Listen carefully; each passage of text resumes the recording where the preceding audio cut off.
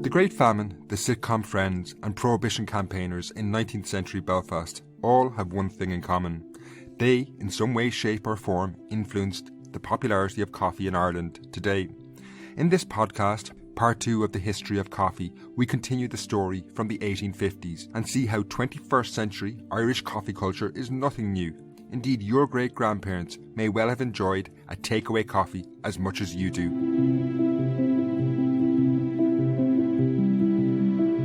Hello and welcome to the Irish History Podcast. My name is Finn Dwyer and this is the History of Coffee Part 2. At the moment, staying in touch with each other is really important to get us through the COVID-19 crisis. While we can't meet in person, on Saturday, April the 11th, 2020, I am organising an online Irish history quiz where you can get together with listeners from the show across the world on YouTube and test your knowledge on Irish history.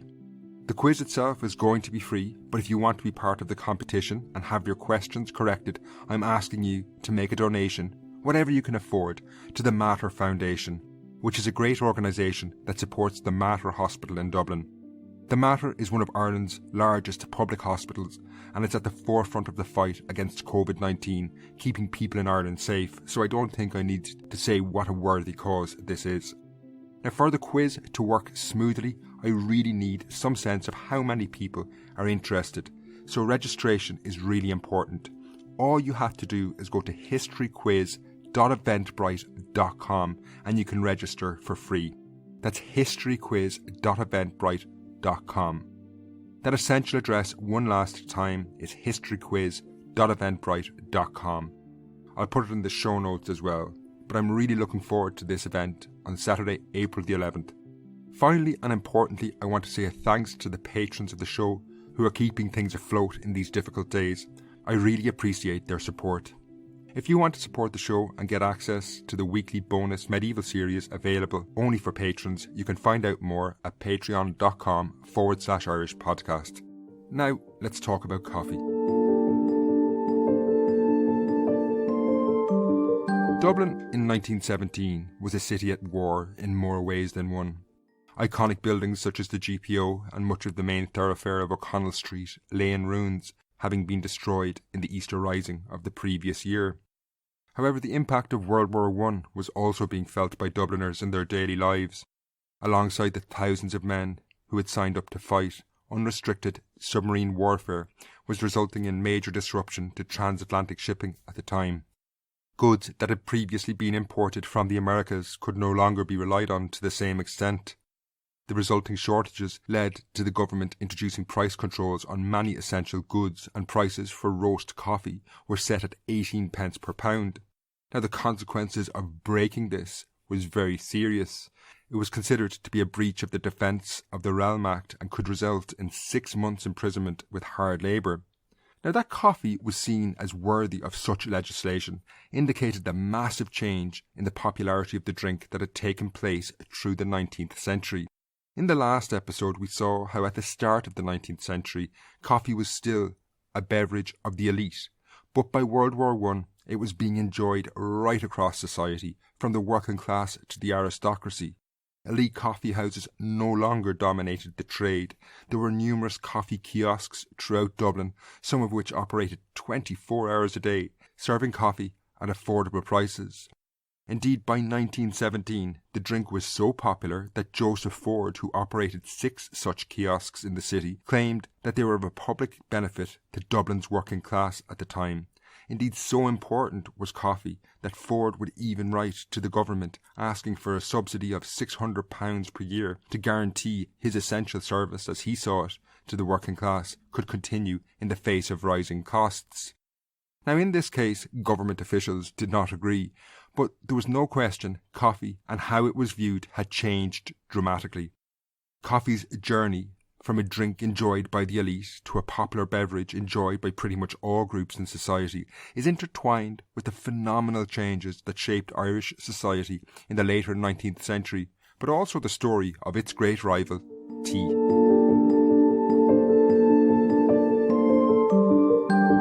The single most important change in terms of coffee was unquestionably that of price. Coffee became more popular basically because it was cheaper. through the entire course of the 19th century, coffee did not change in price at all. Indeed, by World War I, it was still 18 pence per pound, around the same price it had been around 1830. In the last show, I incorrectly said that price was actually 25 pence per pound. Now, while coffee remained the same price, wages, on the other hand, had increased sharply. In some industries, they had even doubled. So this now meant that large numbers of people were able to buy coffee. While the drink was more affordable, equally importantly, the later 19th century saw changes take hold that made the drink more accessible. Ireland's train network, which had begun construction in the 1830s, was expanding rapidly, and every county was connected by a rail line. As a wide variety of consumer goods now could penetrate rural communities, coffee was available in places that would have been unimaginable in the early part of the century. These changes were all taking place to the backdrop of that great watershed moment in Irish history, the Great Famine of the 1840s, and coffee, like pretty much all facets of Irish life, was influenced by it. After the Great Famine, although the change was slower than we might expect, the Irish diet did begin to diversify.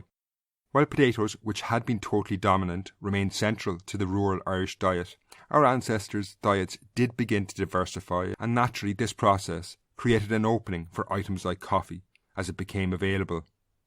As I was thinking about the growth of coffee in the later 19th century, it also struck me that emigration must have also played an important role in its popularity. While it's very difficult to assess, the growing popularity of coffee in the USA in the later 19th century must have had an influence back in Ireland. In the US, coffee had become hugely popular during and after the US Civil War, and letters back to Ireland referencing coffee may well have had the effect social influencers on Instagram, for example, do today. These letters would have reinforced the notion that coffee was a fashionable drink and a symbol of progress, given the US was, at the time, seen as a promised land by many people in Ireland. However, while coffee was growing in popularity among all classes in society, it hit a glass ceiling of sorts around this time, and this glass ceiling has been something it has never broken through right up to the present day. What I'm talking about here is the popularity of another warm drink, coffee's great rival, tea. Tea had enjoyed a somewhat similar history to coffee, first emerging as an elite drink and becoming massively popular as its price fell. However, its growing demand far outstripped that of coffee. The level of consumption of tea was nothing short of extraordinary. In the 1860s, rural Irish households had been drinking around 1.25 ounces of tea per week. By 1900, this had increased over 12-fold to 16 ounces. Indeed, by the end of that century, some poor working-class households were existing on diets that were essentially just bread and tea. Now, while this naturally limited the impact coffee could have, nevertheless, it did manage to carve out its own market. A limited survey of 269 rural Irish labourers, coming from 52 families in the early 1860s, indicated that 24% of the population were drinking coffee at the time. However, coffee's ability to survive in the face of the soaring popularity of tea was due to several factors, not least among them that it was seen as morally superior to tea. Strange to say, in the 19th century, tea had a reputation of being a somewhat dangerous drink. Some claimed it was the root cause of insanity, particularly among working class women. There was a widespread idea that tea was a problematic, addictive drug for the working class. Coffee, on the other hand, even though it contained a far higher caffeine content, was not seen in such dangerous terms. These ideas that saw coffee as somehow superior would actually lead to the opening of what became the first coffee chain that started in Belfast in the later 19th century. Dr Orla Campbell has completed a PhD which looks at the story of Temperance. That's the attempt to introduce prohibition in Ireland, and her research reveals the extraordinary story of what became Ireland's first coffee chain way back in the later 19th century.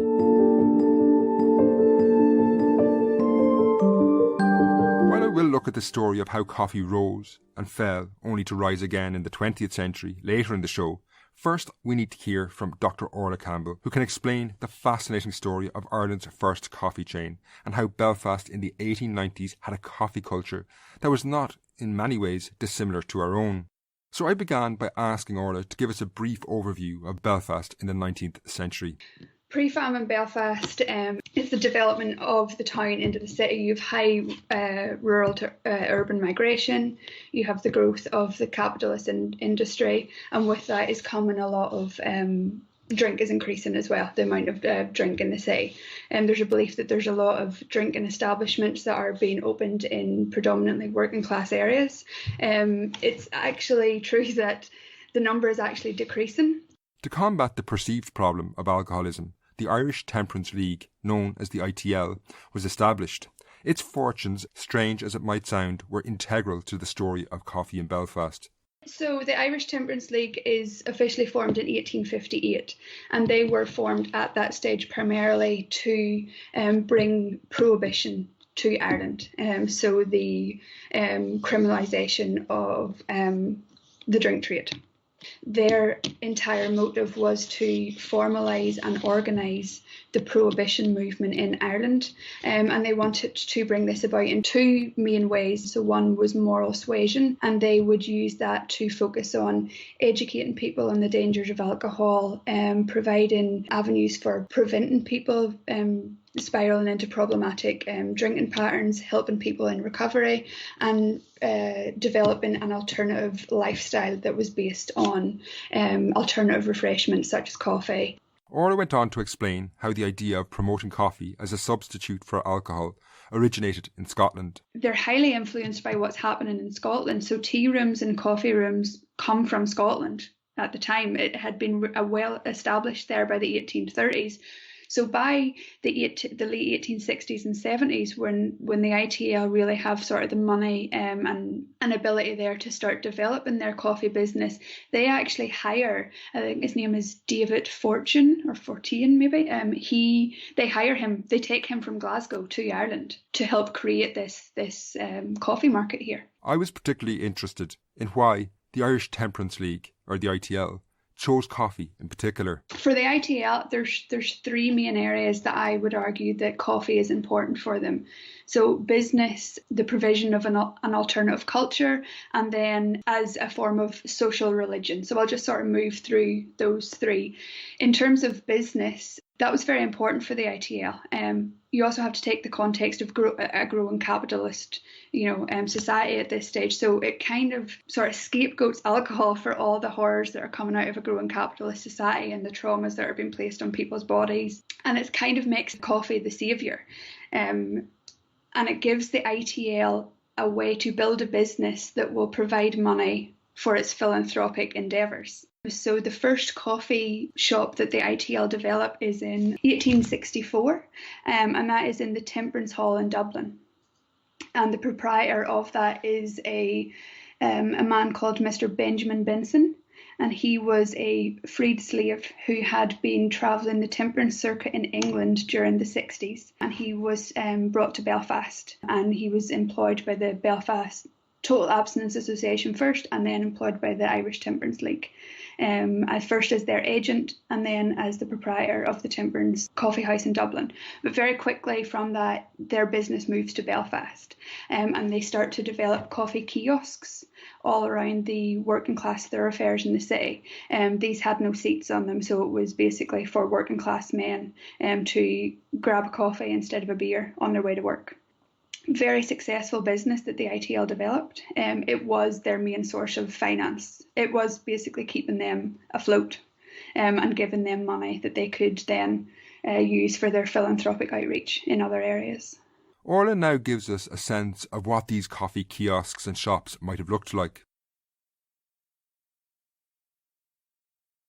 They would have predominantly hired a husband and wife to be the managers of these kiosks and cafes. So they had three forms of coffee establishments, if you will. They had coffee kiosks that were put in all the working class thoroughfares in the city.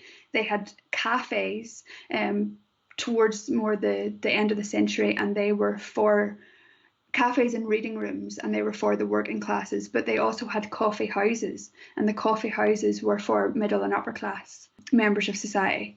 So the Irish Temperance League's main coffee house was on Lombard Street in Belfast.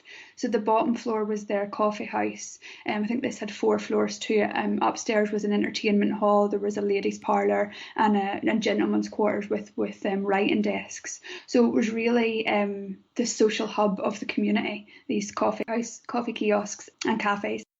I was pretty surprised at the extent of this chain through Belfast. Orla explains how expansive it was. By the end of the century, they had around 15 kiosks in the city. They had 22 cafes and then 1 high-end establishment, which was their coffee house. So that's really significant if you think about that. Like, I remember seeing an article a couple of years ago, and when it was coffee was really starting to boom in Belfast again, and there was a news report that said 20 years ago you wouldn't have seen anybody walking around the city with a coffee in their hand. And I remember being like, no, you would have seen this like in the 1890s. It would have been quite the visual representation of how significant the total abstinence movement was at the time. Now, total abstainers believed that every single person who came through there and bought a coffee was abstinent. I don't think that wasn't true. People were just going to work and might have just grabbed a coffee. But that ties into sort of temperance reformers' propaganda and how the use of their business numbers was being used to promote their total abstinence message at the time. I was curious how much coffee was being drunk in these shops, and Orla was able to give us this account. There was one in particular, and it was called the Farmer's Rest, and it was opened in, I think it was the 1890s, and they say that they have estimated of 5,000 people through their doors on any given day. I believe to be an exaggeration, but they do, in 1900, do an extension on it of £1,300, which is quite a big amount of money at that stage. So that, even though maybe 5,000 people through the day is probably an exaggeration, the extension and the money spent on it does show that there probably is quite a significant demand for this at the time. And that's just one that is specifically, for farmers coming into the city. If you think of, like I said there, by the 19th century, there's 15 kiosks and 22 cafes, so they're making significant money. Importantly for us is the perception of coffee. I asked Orla to explain why it was that coffee was seen as a morally superior drink. Temperance reformers sort of scapegoated alcohol for all the horrors that were coming from the growing capitalism at that time. And coffee is then put up sort of as the saviour. This, there is, if you drink alcohol, you're either morally or intellectually weaker. So coffee doesn't have this moral question mark over it. And if you even think, if you're going to work and you grab a coffee, that sort of idea of, I'm focused, I'm alert, I'm going to work as hard as I can today. And you have to remember, a lot of the temperance reformers were also the employers in the city as well. So that's an interesting aspect to that they demonized one commodity and sort of, made coffee seem like another commodity, seem like the saviour of the issues that were coming from capitalism at the time. There's really no understanding at this time of, reasons that were driving demand for alcohol, trauma, anything like that. Also really no understanding of the fact that you could also get addicted to coffee and the withdrawals that will put you in. But I think we're still trying to figure that out today, so we'll maybe not bash them for that in the 1870s. Now, Belfast has a long history of sectarian tension between its Protestant and Catholic communities. I wondered whether coffee in the city was limited to the Protestant community where the Irish Temperance League had enjoyed most of their success. They had coffee kiosks on both of those, both Shankill and the Falls. That two of the biggest working class areas with two of the highest numbers of drinking establishments in those areas. They had quite a few coffee kiosks there. So yeah, they wouldn't have differentiated in like we'll put them all in the Protestant areas and not the Catholics. They tried to. It was more class-based discrimination rather than religious. The belief that the working classes were just inherently morally and intellectually weaker. I'd like to thank Orla for taking the time to talk to me. While the Irish Temperance League were synonymous with the story of coffee in Belfast, at the turn of the last century. In Dublin, it was a private business who would become inextricably linked with the story of coffee in the 20th century. To continue our history of coffee, we now need to turn to the story of Bewley's.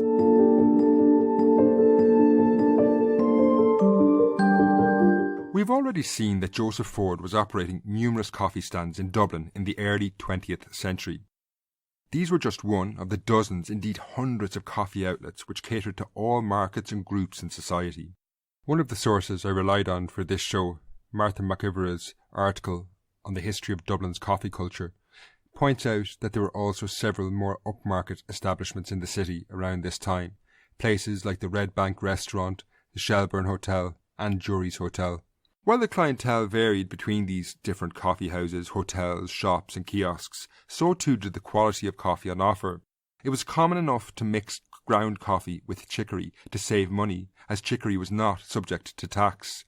However, the presence and even the percentage of chicory could be identified by simple tests, and inspectors often assayed the quality of coffee being sold in Dublin in the late 19th century.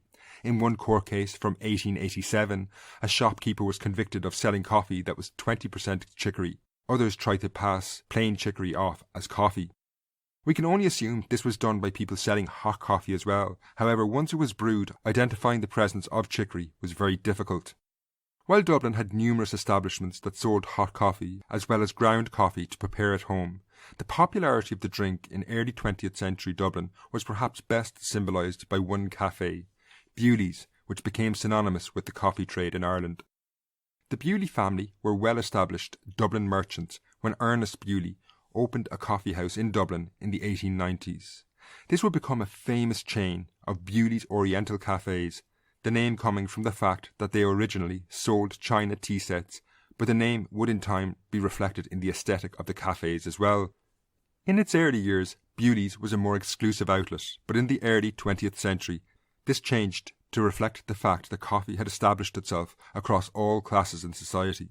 Bewley's in the 20th century was indeed a highly unusual space where you found both rural and urban, working class and middle class customers sitting side by side. However, although Bewley's would come to dominate the Irish coffee industry and indeed become the iconic Irish cafe, this was in part at least due to the fact that they had dwindling numbers of competitors as coffee as a whole went into serious decline in the mid and later 20th century. This was in part due to the popularity of tea, which we've already looked at. Even in Bewley's, a coffee institution, tea was sold as much as coffee was. However, it may also have been due to the fact that ground coffee beans were being replaced by instant coffee in many shops and cafes. Various forms of instant coffee had been available since the later 19th century, but it became increasingly popular, particularly after its widespread use by the US Army in the First World War. While it was much easier to make, there was no coffee beans involved. You just need to add hot water to the powder. There was no question, though, it was of an inferior quality in terms of taste. As the overall popularity of coffee dwindled, it was this drink, instant coffee, which would become what most Irish people considered to be coffee. Indeed, in the later 20th century, when Irish coffee, a mixture of coffee, cream and whiskey, became an international sensation, one Irish daily newspaper, the Irish Press, in its cooking columns, frequently recommended the best way to make an Irish coffee was to use instant Nescafe Gold Blend. While we always tend to think of history as linear progress, there is no question by this point in the later 20th century the standard and quality of coffee had declined in Ireland. In many towns across the island, coffee beans would have been sold at the turn of the 20th century, but these had now been replaced by instant coffee. This situation has, however, changed dramatically in the last 15 to 20 years.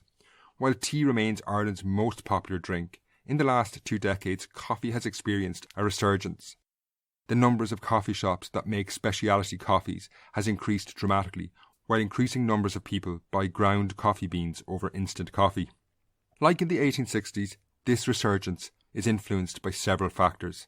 Ireland's economy has been changing dramatically in the last 20 years, creating space for the drink. Economic growth during the Celtic Tiger of the early 2000s allowed people to buy comparatively expensive coffee. The changing nature of the economy also saw increasing numbers of online businesses emerge that did not have offices, creating a demand for cafes to meet in and work from. Many have also pointed to the importance of cultural influences from the USA similar to those in the later 19th century. In the late 1990s and early 2000s, the sitcom Friends became extremely popular in Ireland. This was based around a coffee shop, Central Perk. Quantifying what role this exactly had is almost impossible, but again, it may have been something similar to the social influencers of Instagram today, and definitely, there's no question, it made coffee seem extremely fashionable. At the very least, it introduced my generation to the idea that coffee was not just a few spoons of Nescafe. Through Friends, we were introduced to drinks like lattes and Americanos. In the early 2000s, a coffee culture took off again in Ireland and had already laid down deep roots which were able to weather the financial crash of 2008. Coffee unquestionably faces another trying period in the coming years when Ireland will be recovering from the economic trials that are going to follow COVID-19. However, it's hard to imagine that Ireland's coffee culture will not emerge intact on the other side of this. People will always need somewhere to socialise, and cafes will be one of the cheapest places to do this in coming years. I hope you've enjoyed this show. Due to numerous requests, next week's episode is on previous pandemics in Irish history. Finally, don't forget to sign up for the online history quiz at historyquiz.eventbrite.com. That's historyquiz.eventbrite.com. Registering, as I said, is really essential so I have a sense of how many people would like to participate. That address is historyquiz.eventbrite.com. Until next time, slán.